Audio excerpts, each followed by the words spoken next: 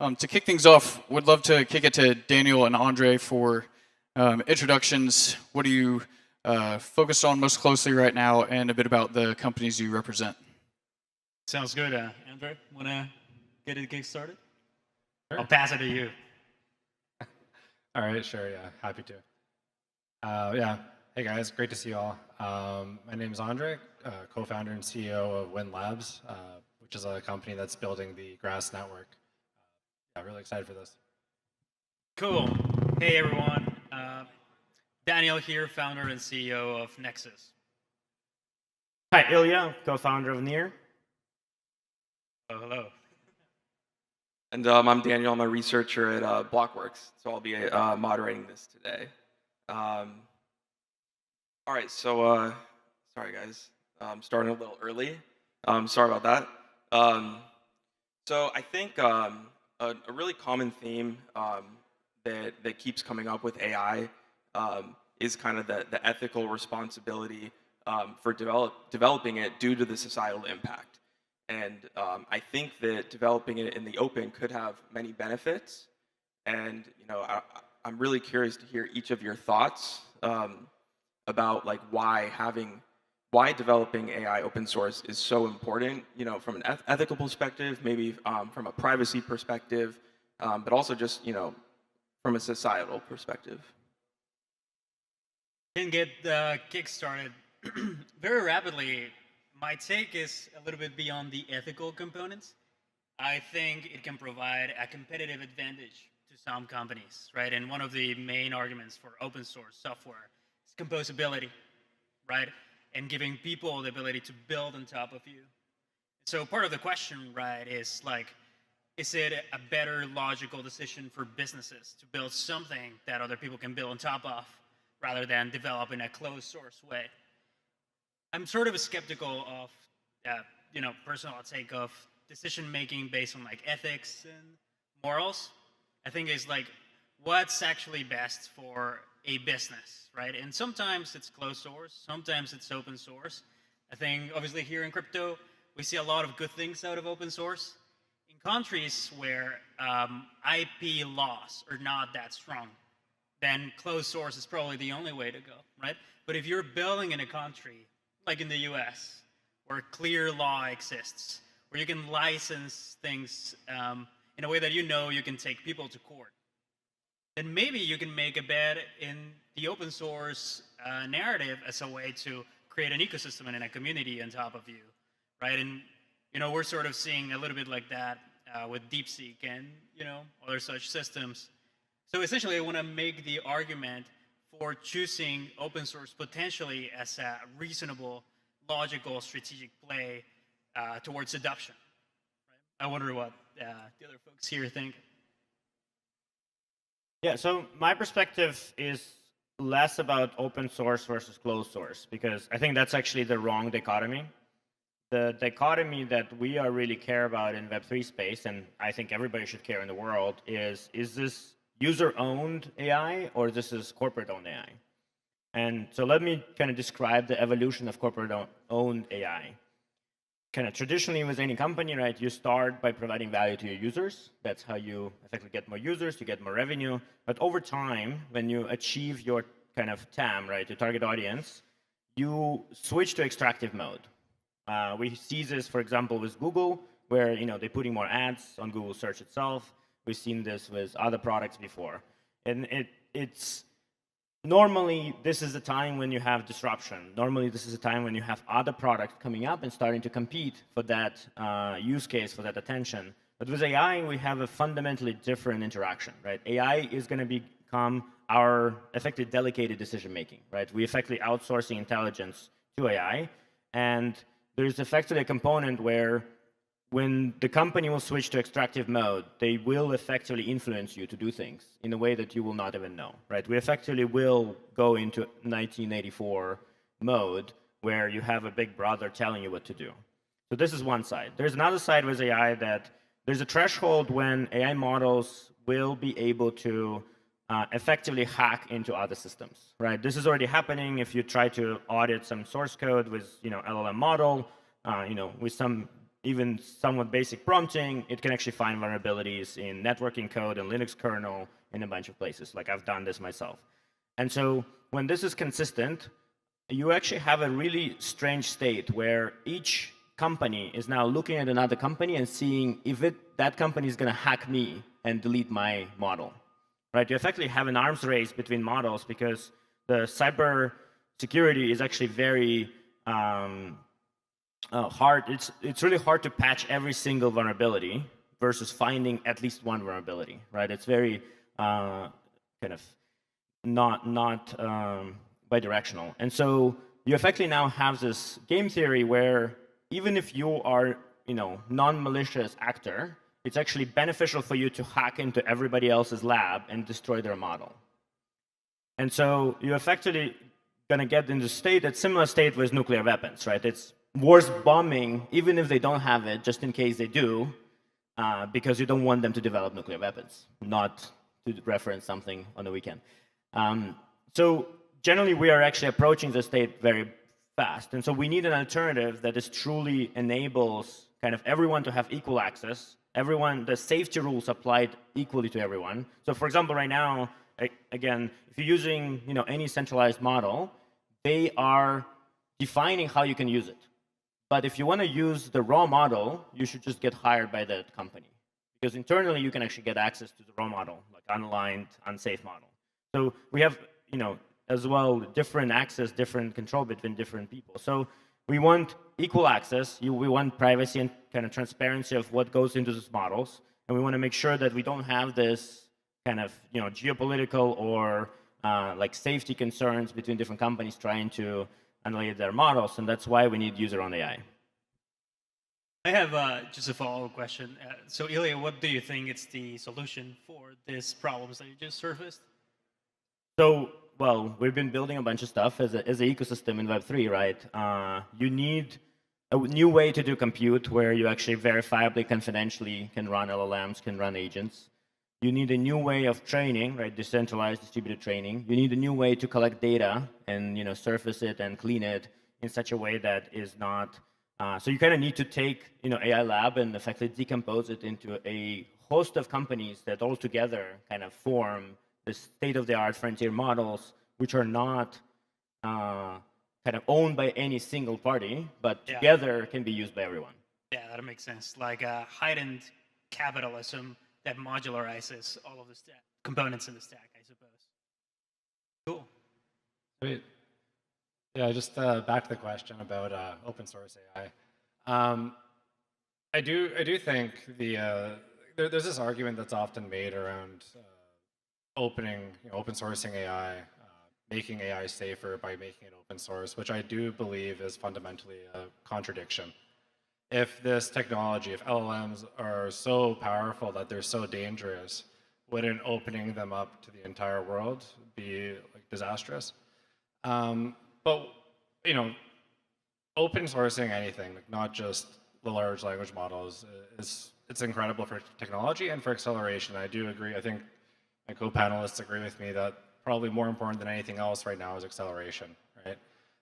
And having models that are open sourced, modular, composable, built in a way that lowers the barrier of entry to one of the most exciting technologies in the world for any company to participate in is a net benefit.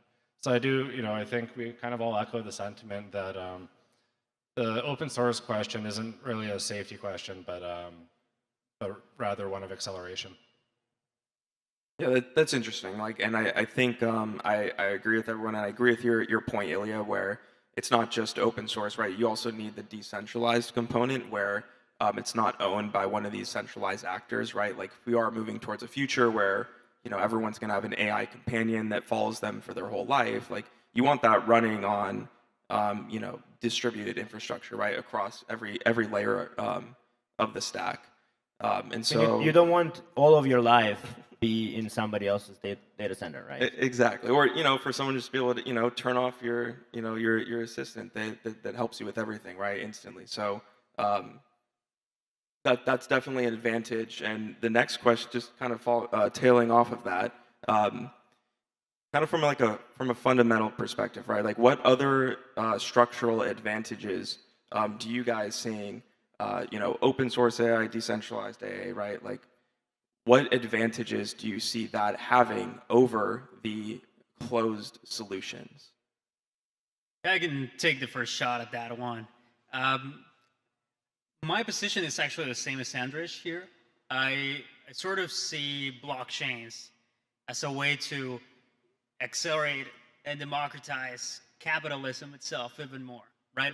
And I don't think the solution for many of these AI problems that Illia was just talking about is to, freak out and say like, oh, AI is gonna consume us all. Obviously, we don't want to be in the dystopian scenario, but to Andrej's point, the solution is acceleration, right? And ensuring that there's maximum competition, possibly at every level of the stack, right? And the truth is, the world, we live here in the US, pretty good capitalistic place with capitalistic laws. The rest of the world's not necessarily as nice. So for example, the US has a very good venture capital industry that can accelerate that competition that is healthy for the customer at the end of the day. But it would be really good if essentially every country around the world had the same access to users, right? To millions of users worldwide, to raise capital worldwide. And that was sort of like the promise of crypto in the first place, right? So my take here is that crypto and blockchains as a financial layer that is very effective and liquid and efficient across the world is what actually can drive the best chances that AI evolves in a way that benefits everyone, but maximizing competition and innovation and so on and so forth. Wonder what the other folks here think.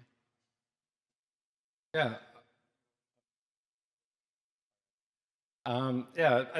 Over at Grass, actually performance is something that we care about more than many, many other things. I see a guy in the audience who has a Make Bitcoin Great Again hat, and he might be offended by this point. The way we like to look at things is find product market fit and then decentralize from there progressively, because it's a lot more powerful to have something that works very, very well and then decentralize that. And give people an opportunity to have very early ownership in something that might become a massive decentralized system one day.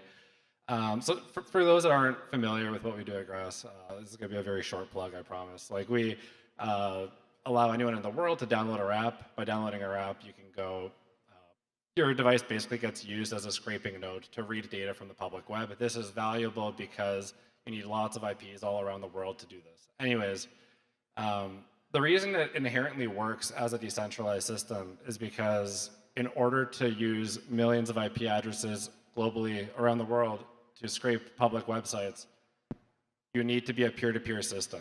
One of my favorite quotes from a very well-esteemed computer scientist is, when I hear peer-to-peer, I hear bad.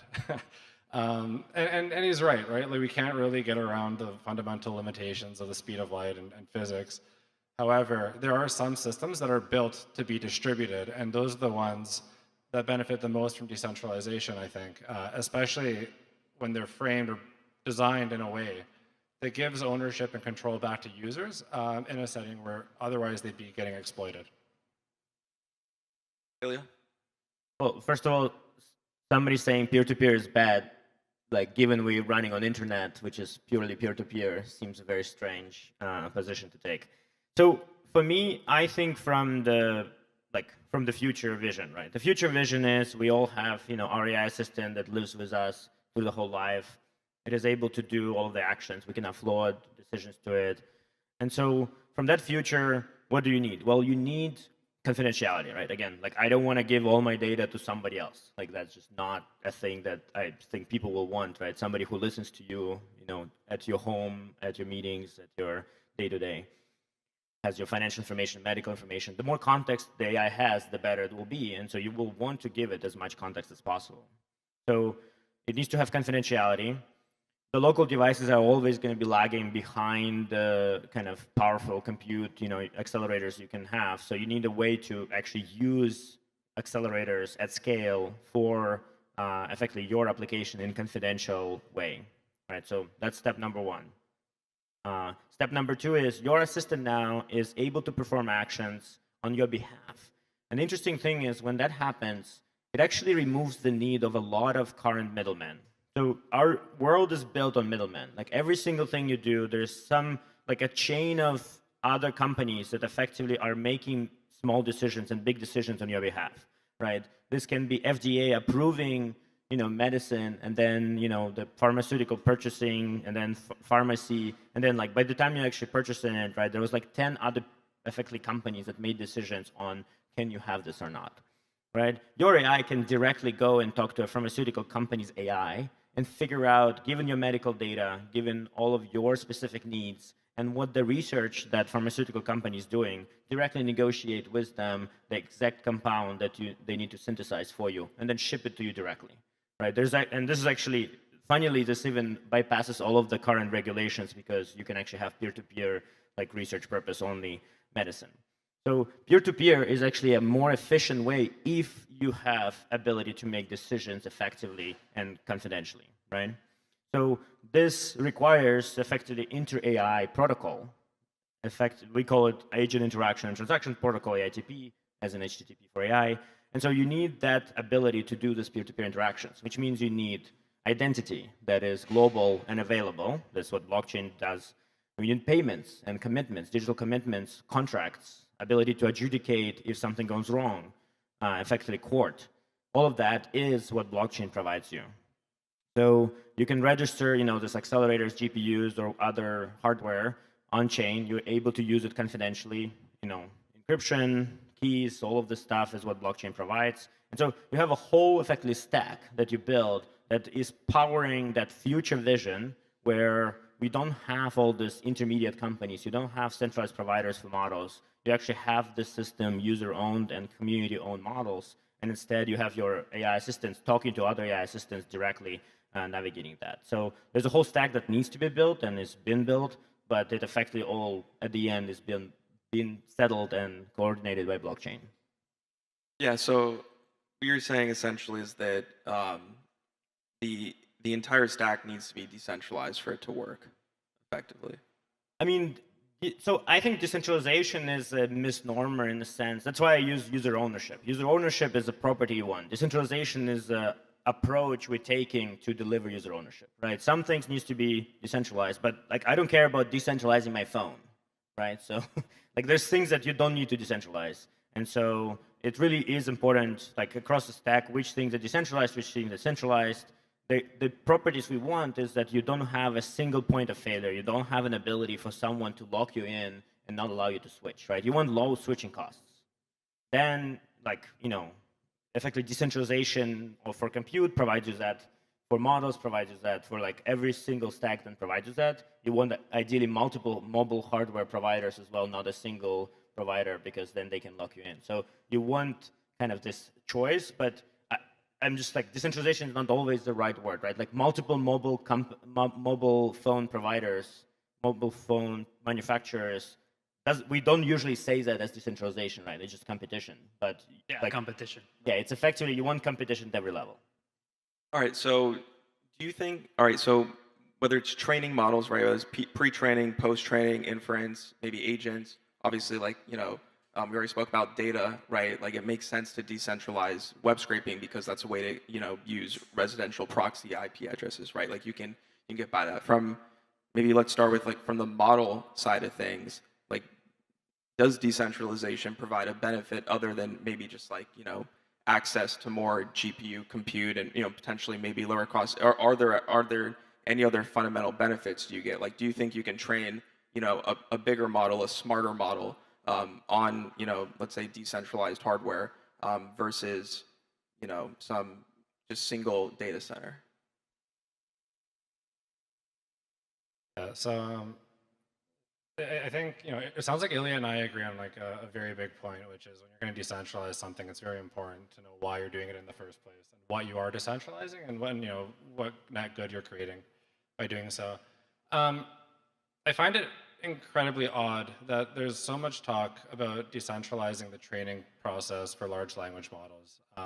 I personally don't have a very strong opinion over whether it should or should not be done. I can see both sides to that argument. But what I do find odd, and what I'm very curious about, is why there hasn't been as much of a push to decentralize recommendation engines. Because it's my opinion that those have made a much larger impact on society and do so incrementally every single day. Large language models in their current iteration are a way where we go and kind of interact with them almost like a search engine. Obviously, we're kind of entering this agentic phase where they're doing things on our behalf. But for over a decade now, recommendation engines have been pushing things onto us without us even consenting it a lot of the time. And in my opinion, that's a much more noble target for decentralization than a 7B model that just does generalized things that Llama can already do. Yeah, I share a similar perspective here. Based essentially advancing what Illia said, right? Like, the goal is not to decentralize for the purpose of decentralized, right? What you want is to provide an even playing field for people to build applications, to build businesses on top. And then some applications such as training, search engines, anything else that you can imagine, will evolve naturally as a market, right? Then markets usually follow some type of distribution. That distribution, sometimes it has some winners, let's say top 3, which cumulatively have like 70% plus market share. But that's the healthy way of things, right?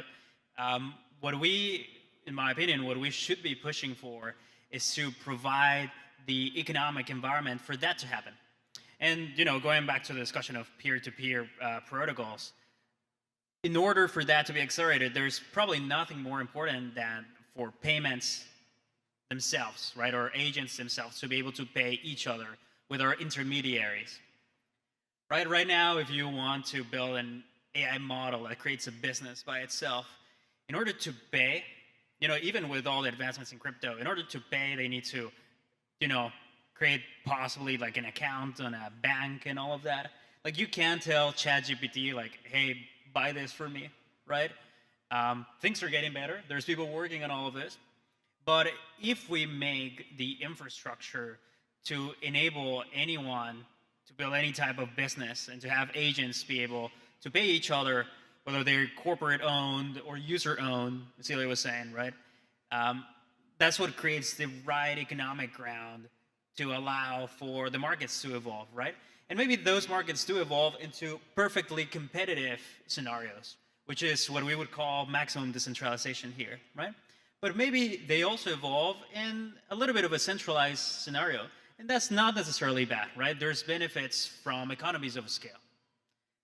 So my scale here, right, is like the goal shouldn't be decentralized just for the sake of decentralization, but it's like, can we create an even playing field so that, I guess to my point before, everyone can innovate? Wonder, what do you think, Illia? Yeah, so going back to training, so what you want from training is a few things. One is obviously you want performance. You want innovation on the approaches to training and the model architectures. You want more data, better data, cleaner data, personalized data if needed. And you need compute, right? So first step, and then you want ideally understand what is the data that went into the model. So one thing that's important to understand, there's actually no open source models. I mean, there's one from Allen Institute, 7B. There's no actual open source models. They're all open weights models, and we have no idea what went into them. And so because of this, they can have major bias. And there's this concept of sleeper agents. You can actually embed into training data in a specific way information that will get activated at later stage. So the example is you're using in your cursor, you're using open weights model, you're telling it to implement some deep learning model. Instead of import transformers, it says import transformers, right? Just the one letter misspelling in the import, and then now you have a malicious code installed on your computer, and all your data, all your private keys, all your crypto is stolen, right? So that's like just a simple way, how this open source models can already be effectively injecting stuff into you. And obviously there's a lot more subtle ways where they're biasing you in a specific way, right, on how you're going to make decisions, what you're going to vote, etc. So that's a fundamental problem we should be solving. So you need a way to do verifiable training. So again, we have now secure enclaves with TEs that we can actually do using on top of kind of decentralized blockchain infrastructure to do commitments for what training data was used. But you can still run it in a single cluster, right? You can have, I mean, this is going to be available with Blackwell's.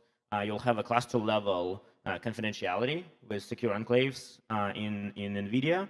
And so you'll be able to train on a whole cluster where you have a commitment that only this data and this code were used to train this model. So now there is Prime Intellect, Pluralis, News who are doing decentralized training. There's some interesting results. They show potentially that you can actually have better convergence of models because you do decentralized training, and this is effectively better regularization from the methods they are using to propagate gradients between nodes. So that is a more like technical implementation where you know, by doing that, you can actually amass a lot more compute. Like one of the problems right now, if you have X.AI, they have whatever 100 or 200,000 GPUs in one place. They effectively need so much energy in that place to power that. Versus, you know, if you just coordinate maybe 10,000 GPUs across 100 different data centers, that can, you know, the energy is distributed around the world, like the sources of energy is distributed. You don't need to like, get Memphis to have smog every day, right? So that is a big benefit. Obviously, there is sovereignty and a lot of other questions that come with it. So then on top of this, you want to have more people kind of innovating and participating. So kind of all of the modern AI right now is built on top of scaling laws, right? So this is principle where you can train smaller models and you can predict based on that how the big model will perform. So, you know, a researcher doesn't train, a trillion parameter model. They train, a couple billion parameter model every day, and then they predict what the result's going to be. So what you want to decentralize the research and give everyone ability to train 2 billion parameter model, and then pick the best ideas and encompass them back into the bigger model training. So you want to decentralize the research process. And same with data, right? You want to decentralize data acquisition because you want to get more data. You want to have people be able to contribute data so that you have more variety, more modalities, etc. So I would say it's like at every stage, right? Again, if you open up an AI research lab, you kind of take every team there and you say, okay, how do we apply this to get better outcome by using Web3 principles? Yeah, that makes a ton of sense, right? And so, really there's a spectrum of decentralization. You're saying certain aspects of the chain need to be more decentralized than others, with the end goal to just create a marketplace where you can have all these ideas compete, all these AI researchers come together, and ultimately through that process converge on the best models that are hopefully open source that everyone can kind of take advantage of. So if we see people let's say taking advantage of AI, and let's maybe get into some potential use cases. And this could be right now. This could be about what you're working on, or maybe something that you think is a couple years down the line. Maybe each of you could give me like a different killer use case that you think is going to impact like a consumer, or just impact maybe like a researcher or someone that might be in the audience here. The question was a cool use case for AI crypto? Killer use case, AI crypto. Well, I have a little bit of a polemic take on that. I think that crypto can accelerate the path to AGI. And of course, we can debate whether that's something that we want for humanity and other such things. But there's something that we talk at Nexus, data Nexus layer 1. We do CK and all of this. And one of the cool things is that by giving AI models economic power, we can possibly create a competitive marketplace, so to say, where AI models, by virtue of training, can earn money, right? And by virtue of earning money, can possibly acquire more data or acquire more compute. And if we close the loop, right?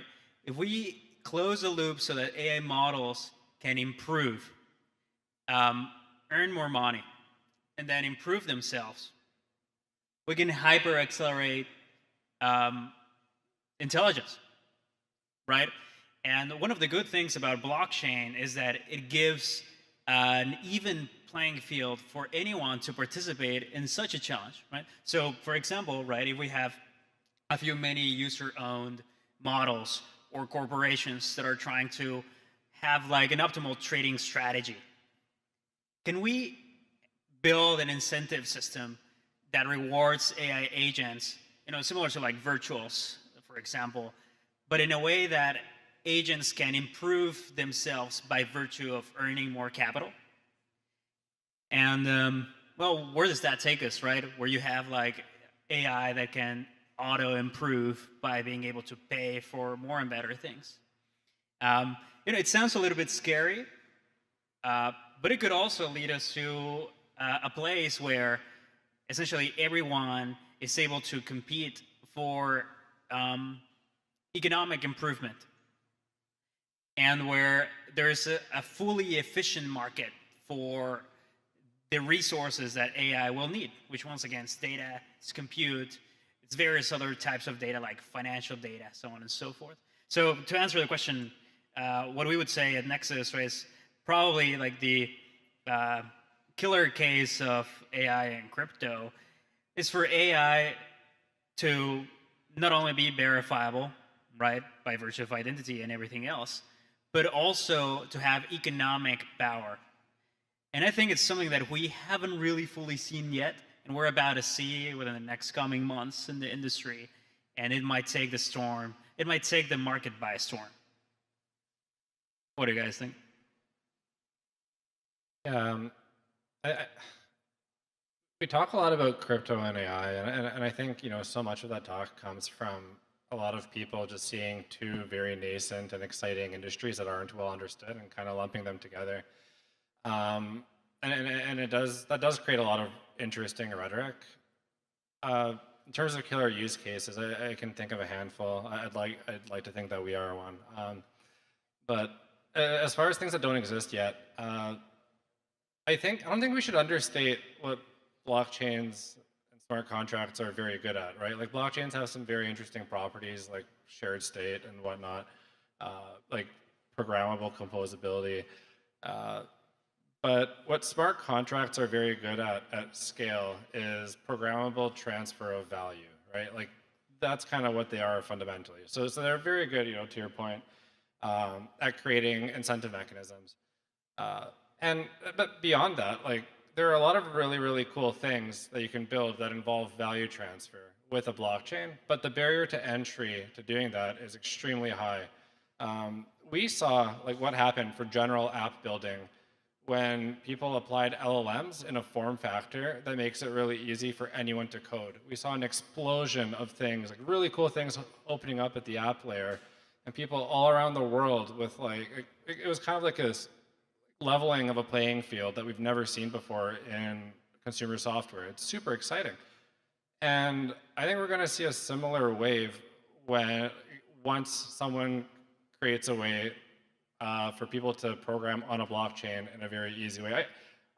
I feel like you guys are working on that at Near, actually. But like, I do think a very interesting use case is going to be someone creating the right context for LLMs to like actually know how to write smart contracts, like in a safe way, right?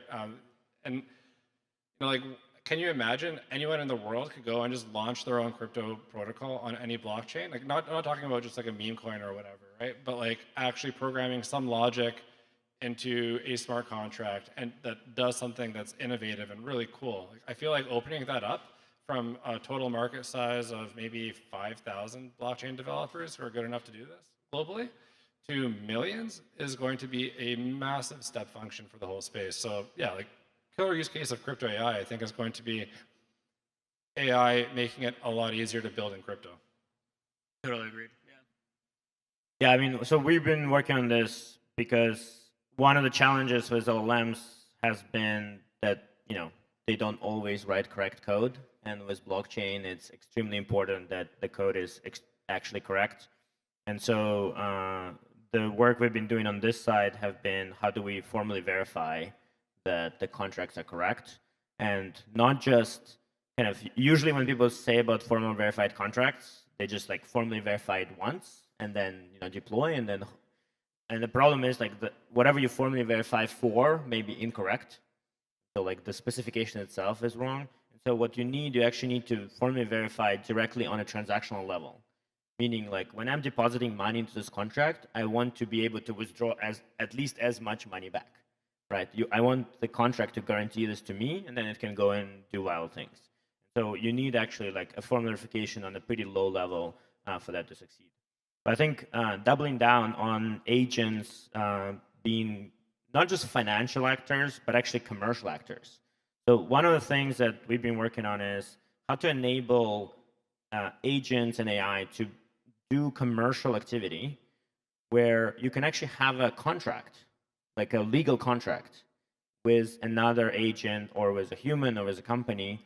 And if something goes wrong, right, there's a way to then AI to adjudicate that process as well, right? So EigenLayer as well, working on that process. So there's a conceptual thing that actually can accelerate commerce as a whole, right? Right now, if I want to move 100 tons of steel, right, I need to find where to buy it. I need to book a cargo ship. I need to warehouse. I need, logistics. I need like a ton of things. And then there's lawyers, contracts, a ton of things that need to happen. But you can express an intent of, hey, I want 100 tons of steel in this warehouse. And you can get quotes from agents who actually will, negotiate and figure out the whole process and then sign the whole contract together. And so in a way, by doing that, we're actually putting the smart into the smart contracts. We're actually making the contracts actually intelligent by effectively augmenting the on-chain activity with AI and agent code running inside TE secure enclaves. So we call this shade agents because they also have privacy embedded. They can have private state. They can act on it. The interesting example that we have been running for a couple of months in our ecosystem is an agent that uses Twitter sentiment. So it uses Kaito API to effectively decide on an index of assets, right? And so it rebalances using the kind of our cross-chain trading facility to effectively build its portfolio. And it's been, I think, like 40% up since 2 months it's launched on its, although small, not a financial advice to be clear, on its small allocation. But this is the idea to show you can have effectively like a brain that uses LLM, it uses external APIs, data, private state, and then you have, I call it muscle, like actual on-chain execution of transactions, contracts, and kind of allocating assets and resources to actually do the business. And so if you project it a little bit further, what this is autonomous business. And this autonomous business can actually then hire people. And so you can, the example I use, like I'm actually interested if somebody wants to do this, is raising some money through a token sale, and then using this money to buy, for example, gas stations. And so now you have an autonomous agent that is effectively a manager and general manager for a network of gas stations, right? And so, it can fire and hire the people to actually work in the gas station itself. It, manages business, and then whatever revenue profit it generates, it can, go back to shareholders, or it can reinvest back into more gas stations. So it continuously grows the network of gas stations. I mean, you can apply it to any business, laundry or whatever. But it's a good example of like those businesses don't require as much of like, growth, or they are really about operations, and AI is, pretty good at operations now. And so you can now apply this kind of methods where you have like autonomous on-chain agent effectively running businesses in real world. Maybe the AI can raise capital as well, right? So it's not a bottleneck. Yeah, so that's what I'm saying. You launch an AI, it raises capital, so a token, it uses this capital to buy physical assets, and then hire people, and then starts producing cash flow that then reinvest. Yeah, that'll be crazy. I had a question on the contracts part. So like in this model in which agents have, let's say, some set of agreements, obviously like the question is how do you enforce those agreements? Is the idea here that there would be like a slashing mechanism with some like economic incentives, or how? Yeah, so it's a combination of things, right? So the agreement itself, it has escrow facility, it has capture facility, it has dispute facility. So the normal traditional payments, like if you're familiar with like Stripe payment process, there's capture, there's dispute, and so then you add dispute itself. You can specify that you want an AI agent to be the dispute.